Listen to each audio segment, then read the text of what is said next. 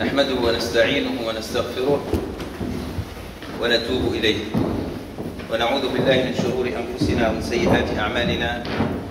من يهد الله فهو المهتد ومن يضلل فلا هادي له، وأشهد أن لا إله إلا الله وحده لا شريك له، وأشهد أن سيدنا محمدا عبده ورسوله جاء بالحق بشيرا ونذيرا بين يدي الساعة. من يطع الله ورسوله فقد رشد، ومن يعص الله ورسوله فقد غوى، ولن يضر الله شيئا ولن يضر إلا نفسه. فأوصيكم ونفسي أيها الإخوة الأحبة في الله تعالى بتقوى الله، فإن خير ما أوصى به المؤمن أخاه المؤمن تقوى الله. واعلموا أن شر الأمور محدثاتها، وأن كل محدثة بدعة، وأن كل بدعة ضلالة، وأن كل ضلالة صاحبها في النار. واعلموا أيضا أن خير الكلام كلام الله عز وجل أنزله على حبيبه وصفيه محمد صلى الله عليه وسلم، وخير الهدي هديه عليه الصلاة والسلام، تركنا على المحجة البيضاء ليلها كنهارها لا يزيغ عنها إلا هالك. اللهم صل وسلم وبارك عليه وعلى آله وصحبه ومن تبعه بإحسان إلى يوم الدين. أما بعد أيها الإخوة المؤمنون، فنحمد الله تعالى أن جعلنا على ملة الإسلام، وأن هدانا إلى صراطه المستقيم، ونسأله عز وجل أن يجعلنا من الشاكرين، وأن يتم علينا نعمته إنه سميع مجيب. نعود بعد فصل من انقطاع الأعمال لدى كثير منا، وقد يسر الله لنا صائفة أكرمنا فيها بأعظم شهر، ألا وهو شهر رمضان المعظم. نسأل الله عز وجل أن نكون قد كتبنا فيه من عتقاء النار، وأن يرزقنا صيام شهر قادم بعده إن شاء الله، وشهورا أخرى. ونسأل الله أن نكون قد استفدنا من أوقاتنا أيها الإخوة. فأنتم تعلمون أن من سنة نبينا صلى الله عليه وسلم أن تراح الأجساد والأبدان حتى تتقوى بعد ذلك في طاعة الله. وقد أثر عنه صلى الله عليه وسلم قوله: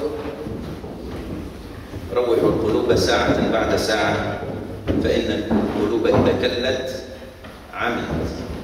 وجاء في حديث رسول الله صلى الله عليه وسلم: وإن لبدنك عليك حقا. Donc, chers frères, chères sœurs, nous remercions grandement Allah subhanahu wa ta'ala du fait qu'il nous a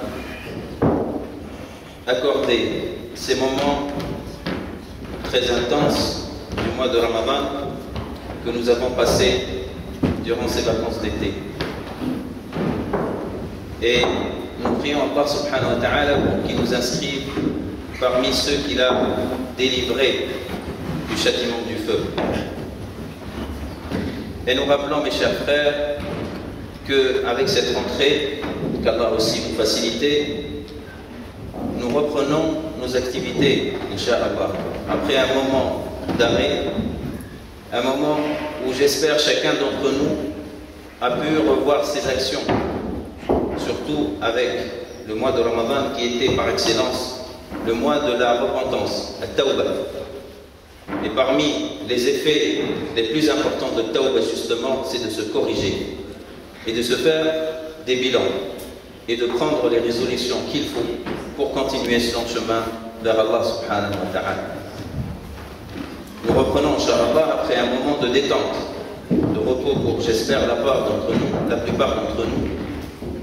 Cette détente et ce repos qui est prescrit au Islam, car le prophète sallallahu alayhi wa sallam nous a recommandé de nous accorder, de s'accorder du repos de temps en temps, comme il le dit dans le hadith: reposez vos cœurs instant après instant, heure après heure, car les cœurs, quand ils s'épuisent, ils s'aveuglent. Et dans un autre hadith, le prophète nous indique: inna li badanika alayka haqqa, certes que tu as des devoirs envers ton corps, l'entretien, la bonne nourriture et le repos. Donc même quand on est en détente, on est en train d'appliquer le sunnah, chers frères, chères sœurs.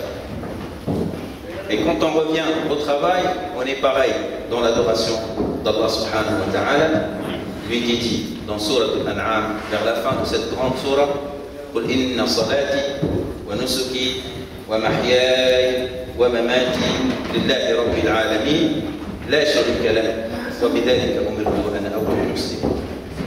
هذه الآية العظيمة في هذه السورة العظيمة التي أنزلت وحضرها في نزولها دفعة واحدة 50,000 ملك مع جبريل عليه السلام.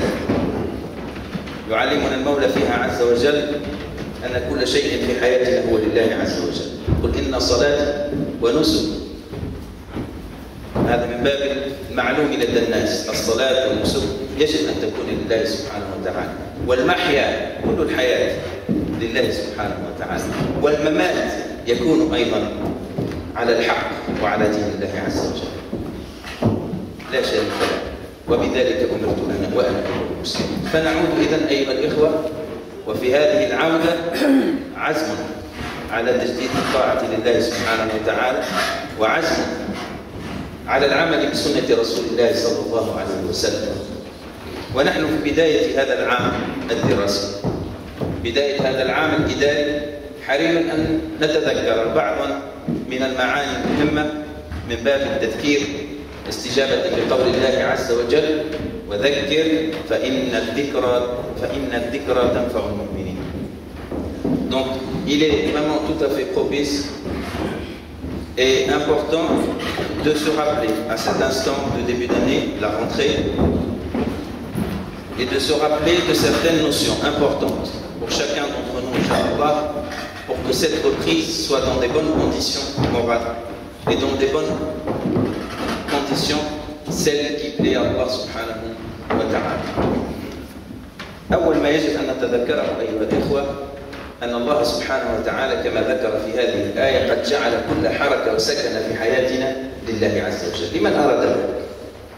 أصل في المسلم أن يجتمع همه كله لله سبحانه وتعالى، حتى أن النبي صلى الله عليه وسلم قال في الحديث الشريف: وإن لفي بضع أحدكم صدقة. من الأعمال الصالحة أن يلبي العبد شهوته الجنسية كما ذكر النبي صلى الله عليه وسلم. استغرب الصحابة وفي هذه قالوا: صدقة. قال رسول الله صلى الله عليه وسلم: فكيف إذا جعلها في الحرام؟ كل شيء أيها الإخوة يقوم مقام العبادة إذا كانت النية لله سبحانه وتعالى. Toute chose dans notre vie, elle s'inscrit dans la voie de l'adoration d'Allah subhanahu wa ta'ala tant qu'elle est motivée, tant qu'elle part d'une intention ferme, sincère en Allah subhanahu wa ta'ala. Même les choses qui nous paraissent les plus fétives. Le prophète sallallahu alayhi wa sallam a déclaré devant ses compagnons que même les rapports charnels, que quand les gens entre eux, et les hommes et les femmes, les époux entre eux, sont écrits auprès d'Allah subhanahu wa ta'ala comme une aumône. L'aumône étant toute action de bien. Les compagnons étonnés, ils ont dit: mais comment ça se fait que l'un d'entre nous fait la chose qu'il désire, mais en même temps, elle est écrite comme une adoration? Le prophète a dit sallallahu alayhi wa sallam: voyez-vous, si l'un d'entre vous faisait la même chose, mais dans un cadre illicite. إذن أيها الإخوة، أن تكون صلاتنا ونسكنا ومحيانا ومماتنا لله سبحانه وتعالى، هذا أمر لابد أن يكون مستقرا في النفس. ومن الأشياء التي قلنا نتذاكر بها في هذه البداية هو قيمة العمل في الإسلام وقيمة العلم. Donc la rentrée étant essentiellement une rentrée scolaire, et aussi la rentrée de ceux qui travaillent, les gens qui travaillent dans tous les domaines, il faut rappeler, mes chers frères, l'importance de l'effort en islam. Parce que beaucoup d'entre nous, malheureusement, prennent la chose comme étant une charge, une peine, une chose comme si on a la possibilité de ne pas faire, on ne la fait pas. Là, en islam, on a une autre vision des choses. Al-ilm ibada fi l'islam, wal-amal ibada fi l'islam. Demander la science est une adoration en islam. Travailler est une adoration en islam. الرسول عليه الصلاة والسلام يقول في الحديث الشريف: ملعونة هذه الدنيا ملعون ما فيها. ملعونة هذه الدنيا ملعون ما فيها إلا عالما أو متعلما أو ذكر الله وما وله. يعني هذا من باب تعظيم الأمر النبي عليه الصلاة والسلام نبه إلى قيمة العلم وقيمة التعلم. وقد جاء في افتتاح القرآن الكريم ونزول القرآن الكريم قول الله عز وجل اقرأ باسم ربك الذي خلق. Donc il faut savoir, chers frères, chers sœurs, que l'islam a donné une importance énorme au savoir et à l'apprentissage. Dans tous les domaines, faites attention. Il y a certes une préférence pour tout ce qui est apprentissage de la religion, parce que c'est le fondement de notre existence. Mais l'islam n'a pas négligé les autres domaines de la science.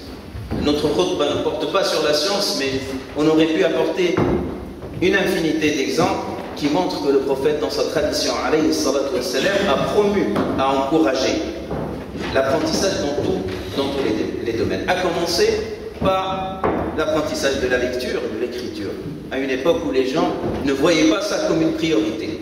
Rasoul, alayhi salatu wassalam, il a incité les musulmans à apprendre à écrire et à lire.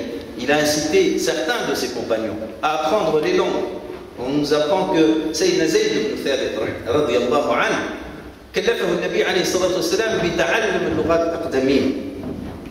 Donc le prophète a chargé Zayd ibn Thabit d'apprendre des langues étrangères pour qu'il puisse communiquer avec le monde étranger. Rasoul عليه الصلاة والسلام كان يحث عائشة رضي الله عنها على أن تتعلم الطب، وكانت عائشة رضي الله عنها مختصة في الحمية. الحمية يعني le régime, tout ce qui est diététique. Donc Rasoul sallallahu alayhi wa sallam incitait Aïcha à ce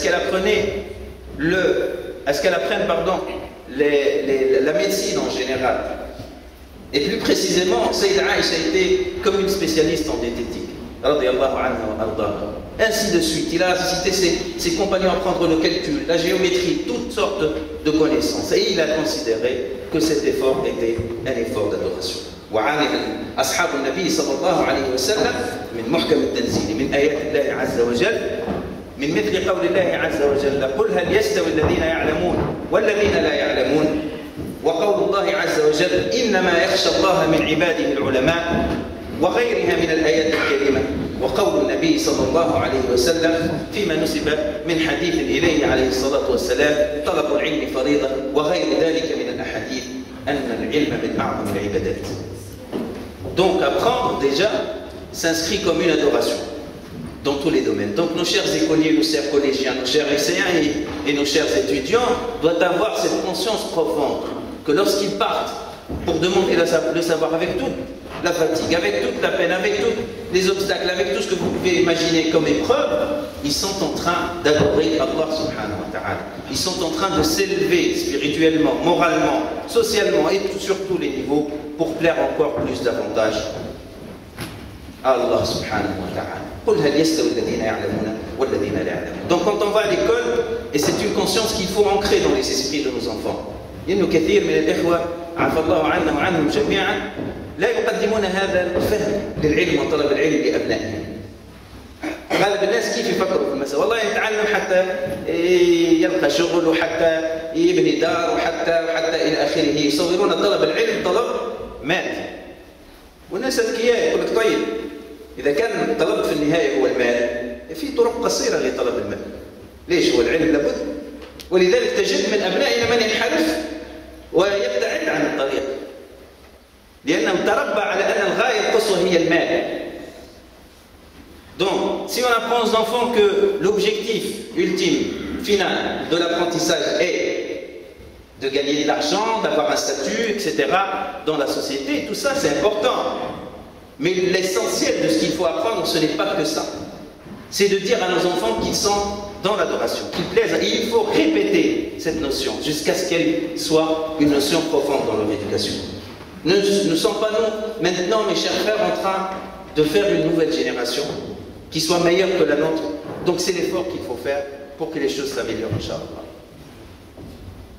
Quand tu dis à un enfant que apprendre, c'est pour gagner de l'argent plus tard, il y a des enfants qui sont intelligents, mais à la fois, malheureusement, qui dérivent et dérapent, qui trouveront un autre chemin plus court pour gagner de l'argent. Ce n'est pas que l'argent, mais essentiellement plaire à Allah subhanahu wa ta'ala. Et ne commencez pas la chose désespérément en disant mais comment un enfant il va comprendre cette chose? كيف سيفهم طفل صغير؟ لا فهم سيفهم. النبي عليه الصلاة والسلام كان يتحدث مع عبد الله بن عباس رضي الله عنه وهو غلام قيل أن لما توفي النبي صلى الله عليه وسلم كان في عمره 13 سنة، وكان النبي يحدثه بالأمور العظام: يا غلام احفظ الله يحفظك، يا غلام احفظ الله تجده أمامك، إذا استعنت فاستعن بالله، إلى آخر الحديث المشهور عن رسول الله صلى الله عليه وسلم. فتربوا رجالا كبارا عظاما. أما أن نربي أبناءنا على سفاسف الأمور وصغائرها بطبيعة الحال يبقى الطفل حتى الشاب حتى العمر 30 سنة وهو طفل. Donc ça dépend du choix que nous décidons, mes chers frères. Si vous décidez d'éduquer vos enfants avec des notions très basiques, très futiles, c'est normal qu'à 30 ans vous trouverez des hommes mais qui sont toujours gamins. Wala hawla wala quwwata illa billah, incapables. Mais quand vous les éduquez sur ces notions fortes, moralement, intellectuellement, bihawlillah, vous trouverez le résultat de ce que vous faites. J'ai pris parmi des centaines d'exemples. L'exemple de Sayyidina Abdullah ibn Abbas, qui a été éduqué vraiment par le prophète sallallahu alayhi wa sallam, et qui lui, quand il était gamin, petit, il entendait de la bouche du prophète des sagesses, des grandes sagesses, qui ont fait de lui et de toute sa génération de grands hommes et de grandes femmes. هذا المعنى. ولنا أن نرى ماذا نفعل. الأمر الثاني هو في العمل. العمل في الإسلام هو طاعة أيها الإخوة. وقال نبينا عليه الصلاة والسلام: من بات كالا من عمل يده بات مغفورا له. سبحان الله، يعني استمعوا لهذا الحديث بقلوبكم أيها الإخوة. من بات كالا من عمل يده بات مغفورا له. Celui qui dort, qui va au lit en fin de journée épuisé de son travail, il dort pardonné de tous ses péchés. Subhanallah. En islam, ça ne rigole pas, le travail est une valeur essentielle, très importante. Et elle est considérée comme une ibada. La preuve, le prophète l'a dit sallallahu alayhi wa sallam dans son hadith, que rien que la fatigue que tu éprouves durant toute ta journée de travail est une raison de pardon de la part d'Allah subhanahu wa ta'ala. من بات كالا من عمل يده بات مغفورا له. بل إن رسولنا عليه الصلاة والسلام قال في حديث شريف قال: إن الله يكره العبد البطال. ربي ما يحبش العبد اللي ما عنده الشكر. وإن الله يحب العبد المحترف، أو كما قال صلى الله عليه وسلم. Entendez ce que dit le prophète, écoutez ce que dit le prophète sallallahu alayhi wa sallam. Allah n'aime pas les personnes qui ne travaillent pas sans raison. Bien sûr, on se comprend. Et Allah, disait le prophète sallallahu alayhi wa sallam, aime toute personne qui a un travail manuel, muhtarif, qui a un travail manuel. Subhanallah, أيها الإخوة، أمة الإسلام أمة علم كما ذكرنا، وهي أمة عمل منتجة. وفي الحديث رسول الله صلى الله عليه وسلم أنه كان في جمع من أصحابه صلى الله عليه وسلم، فمر شاب هكذا قوي ما شاء الله، قوي البنية، يهم يعني يسير ويحث حثا، يسير بقوة. فالتفت أصحاب رسول الله صلى الله عليه وسلم فقالوا: لولا كان هذا في سبيل الله. يعني كأنه ضرر من الجهد هذا ضايع هذا الجهد.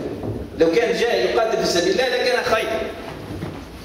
فقال النبي صلى الله عليه وسلم في معنى الحديث: إن كان خرج من بيته ليعول أبويه فهو في سبيل الله، وإن كان خرج من بيته ليعول عياله وأبناءه فهو في سبيل الله، وإن كان خرج من بيته ليكف نفسه عن الحرام فهو في سبيل الله. Regardez cette scène très exemplaire.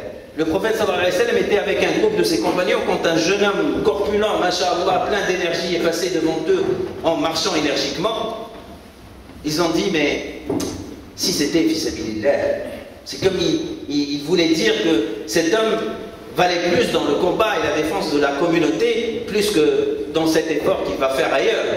Le prophète, il les a repris, sallallahu alayhi wa sallam, il leur a dit: si sortait de chez lui cet homme pour subvenir aux besoins de ses parents, il est considéré fi sabilillah. S'il sortait de chez lui pour subvenir aux besoins de sa famille, de ses enfants, il est fi sabilillah. Et s'il sortait rien que pour se préserver contre le haram, il est considéré fi sabilillah. شوفوا يا اخواننا الكرام، يعني الانسان لما يخرج من بيته، وهذا حتى نفهم لماذا يقول النبي صلى الله عليه وسلم هذا الكلام. حتى يكون العمل وطلب العلم كما أسلفنا مطابقا لسنة النبي صلى الله عليه وسلم. Parce que celui qui ressort avec un esprit où il pense que c'est une pure charge, c'est une difficulté qu'il n'aime pas faire, il n'a pas d'humeur, il n'a pas de morale pour la faire, il va la bâcler, la chose qu'il va faire. Il va la faire mal, il va être mauvais avec tous ceux qui l'entourent, parce qu'il ne veut pas faire ce qu'il est en train de faire. Mais s'il sort tout en ayant cette conscience forte de plaire à Allah, il essayera tout le temps, durant toute son action, de s'accommoder, de se conformer à ce que a dit Allah subhanahu wa ta'ala. هذا المعنى. المسلم لما يذهب للعمل وهو مخلص لله. وفي حديث رسول الله صلى الله عليه وسلم كل العاملين هلك كل العالمين هلك إلا العاملون. Dans le hadith du prophète sallallahu alayhi wa sallam, tous les savants, tous ceux qui ont un savoir se rendront à l'abîme, sauf ceux qui exercent, ceux qui mettent en pratique leur savoir. Tous ceux qui agissent se rendront dans l'abîme, sauf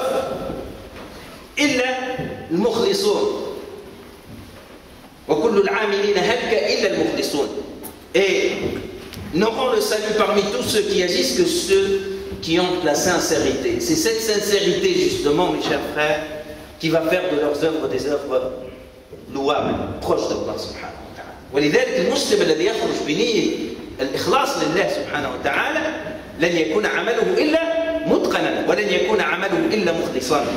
ولذلك جاء في حديث النبي صلى الله عليه وسلم إن الله يحب إذا عمل أحدكم عملا أن يتقنه. شوفوا سبحان الله، يعني هذا الإسلام عظيم والله يا إخواننا. لو اطلع الناس على ما في الإسلام وما في القرآن وما في سنة النبي محمد صلى الله عليه وسلم لأحب هذا الدين عن بكرته. Donc le prophète nous apprend que lorsque vous faites quelque chose, Allah il aime que vous la faites bien, correctement. Donc on ne peut pas imaginer qu'un vrai musulman, تزاحموا تراحموا حتى يبقى المكان لإخوانكم تفسحوا يفسح الله لكم. Donc on ne peut pas imaginer، ما يمكن أن نتخيل أن المسلم مثلا يغش في عمله، يسرق من عمله، يسرق من وقته. مش ممكن. Il est impossible, il est inconcevable normalement qu'un musulman triche dans son travail ou bâcle son travail, ou il vient en retard, il ne respecte pas les horaires parce qu'il sait que l'argent qu'il va prendre à la fin du mois de son patron, elle peut être haram ou halal, ça dépend de ce qu'il a fait. مش ممكن. فهذه نية لابد أن نكون عليها أيها الإخوة. وهذه من أبواب الدعوة إلى الله سبحانه وتعالى. وأنتم تعيشون في أمة ليست بمسلمة، وهم يرون الإسلام بكم، هم يرون الإسلام من خلالنا أيها الإخوة. وثقوا واعلموا أن الدعوة إلى الله سبحانه وتعالى لم تشق الأرض شرقا وغربا شمالا وجنوبا إلا بأخلاق المسلمين. وهذا مصداق قول النبي صلى الله عليه وسلم إنكم لن تسعوا الناس بأموالكم فسعوهم بأخلاقكم أو كما قال صلى الله عليه وسلم. هذه عظمة الإسلام. الإسلام ليس كلاما، الإسلام ليس عنجهية وإظهار هكذا شدة في غير محلها، وإنما الإسلام عمل صالح. وهذه كلمة مهمة في الدين، العمل الصالح. إيش معنى العمل الصالح؟ العمل الذي كله خير أيها الإخوة. Il y a un terme vraiment clé en islam, العمل الصالح. Les bonnes œuvres. Et les bonnes œuvres ne sont pas que ce qui est redondant dans les esprits, le fait de dire assalamu alaykum aux gens, de venir à la mosquée. Il n'y a pas que ça. Al-amal al-salih, c'est la bonté en toutes choses, dans toutes ses formes, dans toutes les façons avec lesquelles vous appliquez, vous œuvrez, vous appliquez ce que vous voulez faire. Et avec cette vision, les musulmans, ils ont pu ouvrir les cœurs des gens. On n'est pas obligé de convertir les gens. Loin de ça, on ne cherche pas à convertir le monde. Rabbi Azza wa Jalla, il nous a dit, ça c'est une affaire qui ne vous concerne pas. Vous, ce qui vous concerne, c'est de se montrer correct envers Allah subhanahu wa ta'ala et que les gens vous voient et voient l'islam à travers vous dans la meilleure de ces images.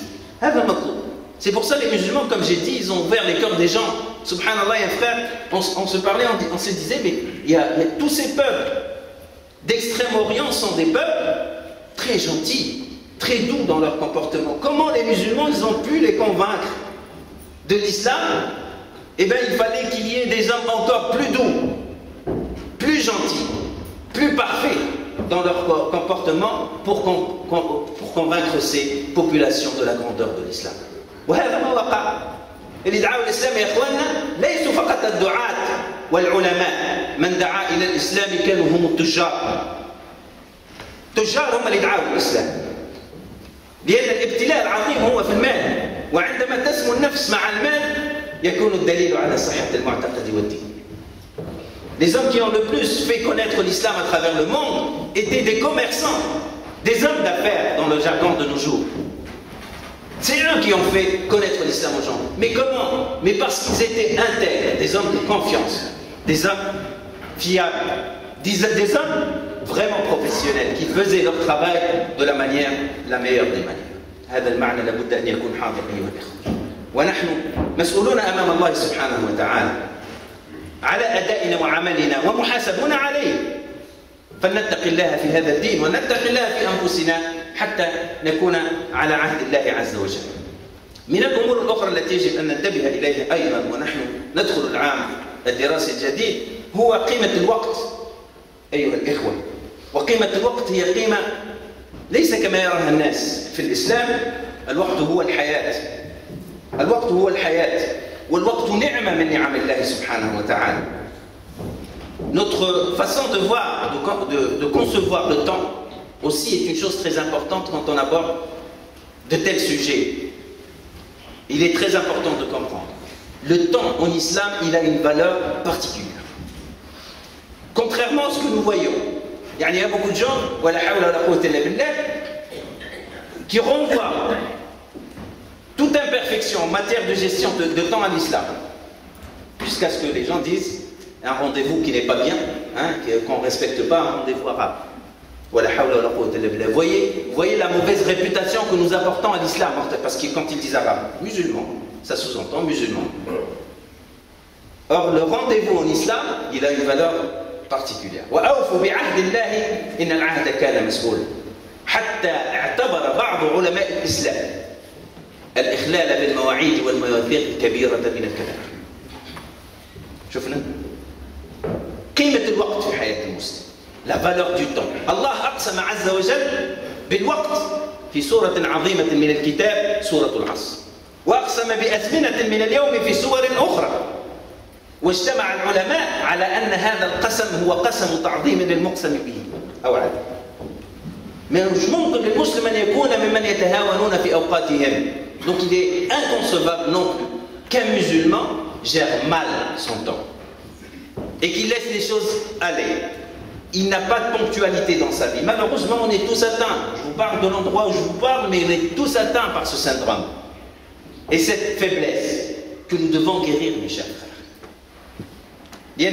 Le temps, comme disait Sayyidina Ali ibn Abi Talib radiyallahu anhu, il disait le temps ressemble, le temps c'est la vie. Et dans une autre citation, il disait le temps ressemble à une épée, si tu la coupes pas, elle te coupe. Il n'y a pas de temps d'attente, tout part vite. وقال نبينا عليه الصلاة والسلام نعمتان مغبون فيهما كثير من الناس الصحة والفراغ. الصحة والفراغ. واعلموا أيها الإخوة أن أول من دل الخليقة على حسن تقسيم الأوقات هو النبي محمد صلى الله عليه وسلم. Donc le meilleur, celui qui a orienter les gens vers la bonne gestion du temps, c'est Muhammad sallallahu alayhi wa sallam. Il nous a appris cette règle tripartite, la règle des trois parts. C'est une chose qui montre que l'islam s'inscrit dans la modération et dans le juste milieu. Cette répartition tripartite, il dit toute personne elle doit répartir son temps ou sa journée en trois moments. Et elle doit répartir son temps de repos en trois moments. Et nous sommes une communauté de prière qui est une prière qui s'applique à l'heure. هذا الأمر عظيم أيها الإخوة. والإخلال بالإخلال بالدين. يعني on ne peut pas être un musulman pratiquant dans le sens restreint du terme. معناها يصلي ويصوم, il fait le jeûne et il fait as-salat. Le musulman, le vrai musulman pratiquant, c'est celui qui pratique l'islam dans sa totalité. Ce n'est pas en morceaux, en bribes, selon ce qui lui plaît, selon ce qu'il veut. هذا أمر لابد أن ننتبه له، ونحن نعود لنعمل فنسأل الله تعالى أن يجعل أعمالنا قربة إليه. إليه يصعد الكلم الطيب والعمل الصالح يرفعه، يقول المولى عز وجل. أقول قولي هذا وأستغفر الله لي ولكم فاستغفروه من كل ذنب إنه هو الغفور الرحيم، وصلى الله على سيدنا محمد وعلى آله وصحبه. الحمد لله وكفى، والصلاة والسلام على حبيبنا محمد المصطفى وعلى آله وصحبه وسلم تسليما كثيرا. وأشهد أن لا إله إلا الله وحده لا شريك له، وأشهد أن سيدنا محمدا عبده ورسوله صلى الله عليه وعلى آله وصحبه وسلم تسليما كثيرا. وأنا أزوركم أيها الإخوة في هذه البلدة الطيبة، وأرى هذه الوجوه الطيبة الكريمة، ونحن في هذه البناية أشعر بمسؤولية كبيرة تقع على عاتقي وعلى عاتقنا جميعا، وهي أن نتم وأن يتم هذا البناء المبارك، بناء مسجدكم في أقرب وقت إن شاء الله تعالى، وأن يكون محضنا ومنارة للإسلام ولتربية أجيال من النساء والرجال على العمل الصالح وطاعة الله عز وجل.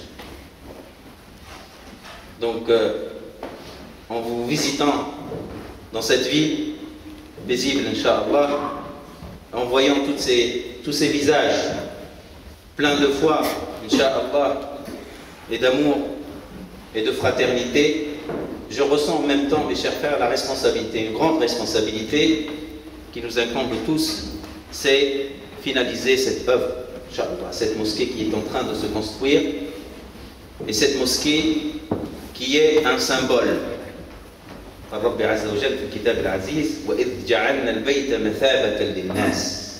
La qualité de cette première maison jamais construite dans l'histoire pour adorer Allah est qu'elle est la direction des gens. C'est un endroit qui rassemble les gens. مثابة. Ainsi sont toutes les mosquées à tout endroit du monde. والله سبحانه وتعالى كما قال في الكتاب العزيز في بيوت أذن الله أن ترفع. Donc dans des endroits, dans des demeures qu'Allah a autorisé qu'elles soient élevées.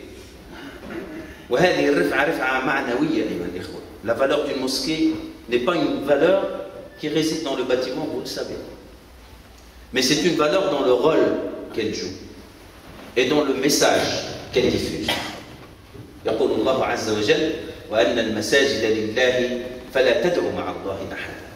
هذه الآية لها معاني كثيرة، ومما نراه بأعيننا أن هذه البيوت حاملة لدعوة الله عز وجل ولدين الله عز وجل، فلا تحرموا أنفسكم فضل أن تضعوا فيها ولو شق تمر من مالكم أيها الإخوة. وقد قال رسول الله صلى الله عليه وسلم اتق النار ولو بشق تمر. Donc mes chers frères, ressentez vraiment la responsabilité envers ce projet. Cet endroit qui n'appartient à personne, mais il nous appartient à nous tous parce qu'il appartient à Allah subhanahu wa ta'ala. Il nous appartient à nous tous, mais il appartient à toutes les générations qui vont venir après nous. Et vous n'avez qu'à constater que par la grâce d'Allah subhanahu wa ta'ala, il n'y a jamais aucune mosquée qui s'est éteinte, sauf dans des circonstances particulières. Mais la règle est que ces mosquées resteront témoins pour vous jusqu'au jour dernier devant Allah subhanahu wa ta'ala. Et ainsi le prophète sallallahu alayhi wa sallam, il nous a incité, voire il était le premier dans la construction de la mosquée de Médine que nous connaissons aujourd'hui. Et Rasulullah sallallahu alayhi wa sallam, il a porté les pierres et les matériaux de construction. Et il a refusé de laisser ses compagnons le faire sans lui, alayhi salatu wa sallam. Pour vous montrer, chers frères, la récompense et l'honneur qui touche toute personne qui participe à ces mosquées. Il faut aussi se rappeler d'une chose très importante. يجب أن نستذكر أمر مهم وهو أن هذه المساجد الفضل أولا وآخرا لله سبحانه وتعالى، وإنما بنيت وتبنى بفضل الله وبفضل ما عمله إخوان سبقونا بالإيمان. Donc il faut se rappeler des anciens qui ont tout fait pour que l'islam trouve sa place dans cette cité, dans ce pays. Walhamdulillah. Avec tous les moyens qu'ils avaient, modestes qu'ils étaient. Mais nous voilà aujourd'hui dans une situation, alhamdulillah ta'ala, meilleure. Donc nous prions Allah subhanahu wa ta'ala pour qu'il les préserve. Tous ces frères, tous ces pères qui sont là et qui ont eu le mérite de faire le grand pas dans ce grand projet. Aussi, mes chers frères, mes chères sœurs, il faut toujours se rappeler qu'Allah subhanahu wa ta'ala, dans ce contexte historique très particulier, il a fait de nous une petite communauté dans une société non musulmane, mais c'est une société dans laquelle on trouve notre place, walhamdulillah. Il faut être reconnaissant. Il faut être reconnaissant parce que la suite, c'est une meilleure entente. Parce que la suite, c'est une meilleure présence paisible de l'islam dans ce pays. والله عز وجل يقول في الكتاب العزيز لا ينهاكم الله عن الذين لم يقاتلوكم في الدين ولم يخرجوكم من دياركم أن تبروهم وتقسطوا إليهم. والآية واضحة، يعني الله سبحانه وتعالى في الذين لم يقاتلون ولم يخرجون من ديارنا إلا هذا يجب أن نكون بارين بهم مقسطين معهم، فما بالك بمن لم يقاتلون في الدين ولم يخرجون من ديارنا بل نحن أهل بينهم. انتبهوا أيها الإخوة، هذا الأمر لابد أن تعلموه. Le musulman dans ce pays est partie prenante, il fait partie de cette société. Et il faut être reconnaissant. Allah subhanahu wa ta'ala nous a donné des conditions particulières. Et il nous exhorte dans le Coran al-Karim à rendre le bien que les gens nous font. Dans la haie que j'étais en train de lire, il nous demande de faire le bien, al-bir, de faire le bien et de le faire avec conscience envers ces gens. Et aussi d'être équitable envers eux et reconnaissant. الأمر الثالث وهو أن هذا المسجد ترون هذه الأرقام بين أيديكم. Vous voyez ces chiffres, l'écart il est encore un peu grand. Et on ne peut le remplir qu'à grâce à vos efforts, Inch'Allah. وما تنفقوا من شيء يوفى إليه وأنتم لا تظلمون. وثقوا في قول نبينا صلى الله عليه وسلم. ثقوا في قول النبي ثقة اعتقاد، مش فيها شك والله ممكن ولعل. ولا تنصتوا إلى الشيطان لأن الشيطان قال ربي عز وجل الشيطان يعدكم الفقر ويأمركم بالفحشاء. دائما يخوف من الفقر الشيطان. N'écoutez pas ce que vous souffle. Le shaitan il nous souffle à nous tous, ne vous inquiétez pas. Qu'est-ce qu'il nous souffle? Il nous fait peur de la pauvreté. Ne dépense pas. De quoi tu te mêles? Les autres qui feront ça à ta place. Ne l'écoutez pas. Écoutez Muhammad sallallahu alayhi wa sallam.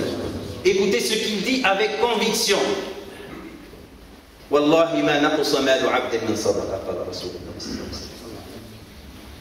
L'aumône ne fait pas diminuer l'argent de l'un d'entre eux. Par Allah, l'aumône ne fait pas diminuer votre patrimoine et votre fortune. Ça veut dire quoi? Il augmente. Il augmente. ولذلك المولى عز وجل قال وما تنفقوا من شيء فإن الله يخلفه وما تنفقوا من شيء يوفى إليه. فاهمين ايش معناها يوفى؟ لعلكم فاهمينها. يوفى يعطى لك ويزاد لك عليه. Donc Allah subhanahu wa ta'ala nous dit toute chose que vous dépensez, elle vous sera rendue avec une plus-value. Vous croyez ce que vous dit Allah subhanahu wa ta'ala? Certes. Il ne faut pas hésiter mes chers frères. Et il n'est pas difficile. Cet écart, on va bihawlillah le combler. Et que chacun d'entre nous fasse l'effort. Mais une petite idée. Peut-être vous avez sorti de vos poches. Allah vous l'a rendu. Faites vos comptes, vous allez voir. Dépensez encore. Vous-même. Mais aussi, il faut aller voir d'autres personnes. Il faut que les gens dans les autres communes sachent. Moi, je n'ai connu ce projet qu'à travers des mails. On m'envoyait souvent des mails. L'association de Massy, des mails. Des fois, je mets de côté, mais des fois, j'ouvre. Quand j'ouvre, je me rappelle qu'il y a un projet qui se fait dans cette mosquée. Si je n'étais pas là, ici, pendant le mois de Ramadan, pour voir la mosquée, je n'aurais jamais su l'ampleur de ce que vous faites. Il faut bouger à l'extérieur, mes chers frères. Dans vos familles. Chez vos connaissances, allez voir avec vos connaissances, Inch'Allah. Et les frères me disent que, encore une fois, on vous attend pour acheter ou pour financer des parts qui s'élève à 850 €. 850 €, certes, il y a parmi nous des gens qui n'ont pas les moyens, qu'Allah subhanahu wa ta'ala les aide. Mais il y a ceux qui font le mauvais compte et qui perdent de l'argent malheureusement pour eux, qui dépensent ces mêmes montants dans des futilités ou dans des projets qui n'ont pas autant de valeur. J'entends souvent dire qu'il y a des gens qui se marient à des prix exorbitants, ou des gens qui font des vacances mais avec des montants incroyables, ou des gens qui s'habillent avec un gaspillage jamais vu. Et quand il s'agit de la mosquée, dedans, pour les pauvres, wallahi, on hésite. On n'est pas là. Allah subhanahu wa ta'ala ya'lam as-saraf. Seul Allah qui connaît ce que nous avons, et dans nos poches, et dans nos comptes. La banque aussi sait, mais Allah sait encore plus ce que nous avons dans nos cœurs. فأنفق كما قال نبينا صلى الله عليه وسلم أنفق بلال ولا تخشى من ذي العرش إقلال. On va finir Inch'Allah le khutbah, mais je vous dis on va sortir Inch'Allah. Les frères m'ont demandé de faire un tour avant la salat. Moi je leur ai dit ça va déranger peut-être la salat. ستزعج المصلين وتعطلنا قليلا. ولكن لا يخرج بإذن الله. Personne parmi vous nous sortira d'ici بإذن الله. Chacun selon ses moyens. On n'est pas obligé. Mais s'il a quelque chose à donner, qu'il la donne, Inch'Allah. Il y aura les frères qui seront à la sortie, celui qui n'a pas, Allah subhanahu wa ta'ala lui donnera selon son intention. Parce qu'à l'époque du prophète, il y avait des gens qui n'avaient pas, ils pleuraient parce qu'ils n'avaient pas quoi donner à Allah subhanahu wa ta'ala et son prophète. Allah subhanahu wa ta'ala, bi'idhnillah, il les récompense. Donc essayez de votre côté, mes chers frères. Deuxième chose, regardez dans vos agendas des gens qui peuvent donner, parce que des fois vous hésitez, vous dites de quoi je me mêle, je ne sais pas, il a, il n'a pas, mais fais le pas, subhanallah, un cousin, un ami, un voisin, quelqu'un, dis-lui d'aider dans la construction de la mosquée, et vous allez voir, et cela sera inscrit. هذا يكتب لكم بإذن الله في سجل حسناتكم لأن النبي صلى الله عليه وسلم قال الدال على الخير كفاعله. بهذا أنهي وأسأل الله تعالى أن يصلي ويسلم على سيدنا وحبيبنا محمد وأن يتقبل منا صالح أعمالنا وأن يهدينا إلى سواء السبيل. اللهم اهدنا فيمن هديت وعافنا فيمن عافيت وتولنا فيمن توليت وقنا يا رب بفضلك واصرف عنا شر ما قضيت إنك تقضي بالحق ولا يقضى عليك تباركت ربنا وتعاليت. اللهم نسألك في هذه الساعة المباركة وفي هذا المقام الكريم اللهم أن تشفي من عبادك المسلمين من كان مريضا. اللهم من كان به داء فداوه من دائه واجعله طهورا وأذهب عنه البأس رب الناس.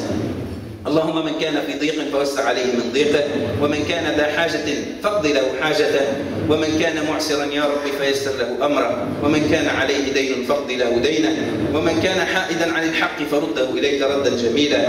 اللهم إنا نسألك في هذا المقام الكريم أن تعمر هذا البيت وأن تشيد أركانه يا رب العالمين وأن تملأه بذكرك وقراءة القرآن وإقام الصلاة وأن تجعله منارة للخير يا أرحم الراحمين. اللهم أعطي من أنفق في سبيل هذا المسجد ما لا عين رأت ولا أذن سمعت ولا خطر على قلب بشر يا رب العالمين. اللهم اخلف منفقا سلفا في ماله يا رب العالمين.